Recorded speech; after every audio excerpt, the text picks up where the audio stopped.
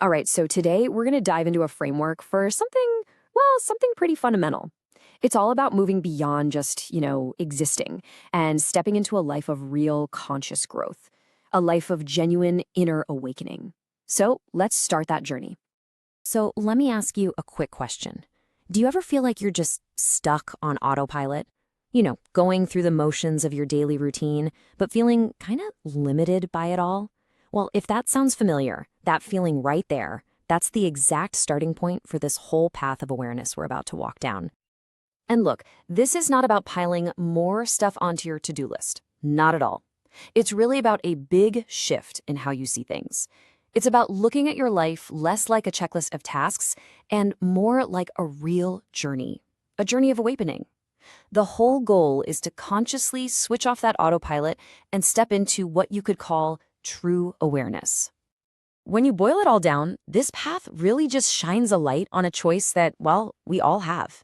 We can basically exist in one of two ways. We can live reactively, just getting pulled along by our habits and routines, or we can make a conscious choice to rise above all that and start living with real clarity and intention. Yeah, this really lays it out perfectly, doesn't it? On one side, you've got the confines of routine. That's where you get that feeling of being limited, living on autopilot, feeling disconnected from everything. But then, look at the other side. That's the freedom of awareness. We're talking about conscious growth, living intentionally, and feeling deeply connected. It's a huge contrast. Okay, so if this is a journey, you're probably asking, where are we going? What's the destination? And what's so interesting is that it's not about trying to become some totally new person. The way this is framed, it's more like a journey back to yourself, back to who you've always been. This quote really gets to the heart of it all. The aim is to reconnect you with your true self. Just let that sink in for a second. What that's really saying is that the person you want to be, you don't have to build them from scratch. They're already in there, just kind of buried under all the noise and chaos of daily life, waiting to be rediscovered. But what does true self even mean in this context, right?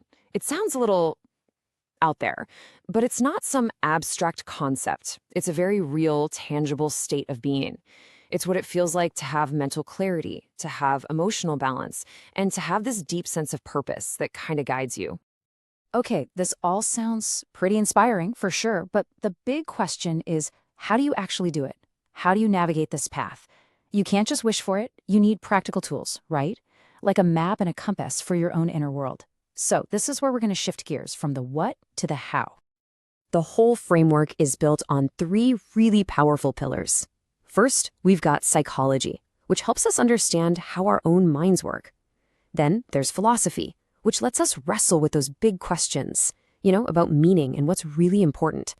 And finally, we pull from human development, which kind of gives us a roadmap for our own incredible potential to grow. And I really want to stress this point. We're not talking about dusty old textbooks here. This isn't about getting a degree. The core idea is that these subjects are like treasure chests, filled with practical tools. We're talking about real insights and techniques that you can actually use to challenge your thinking, feed your soul, and totally transform your day-to-day life. So where does all this lead? You put in the work, you engage with these tools. What happens? Well, you start to live a different kind of life, a wiser life. And this transformation, it's not random. It follows a pretty clear progression. It starts with step one. You use the tools to think deeper. And once you have that deeper understanding, it naturally leads to step two. You start to live wiser. You just make better, more conscious choices. And when you're living wiser, the outcome, the final step, is that you grow freely. You start to break free from all those old things that held you back.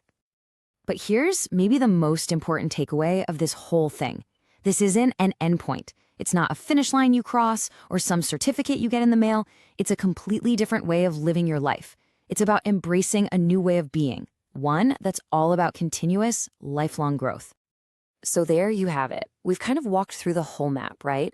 From snapping out of that daily routine all the way to reconnecting with your true self. The path is laid out, but the journey, well, that's all yours. And that really brings us to the final and honestly the most important question of all. Your path of awareness. It begins right now. So what's your first step?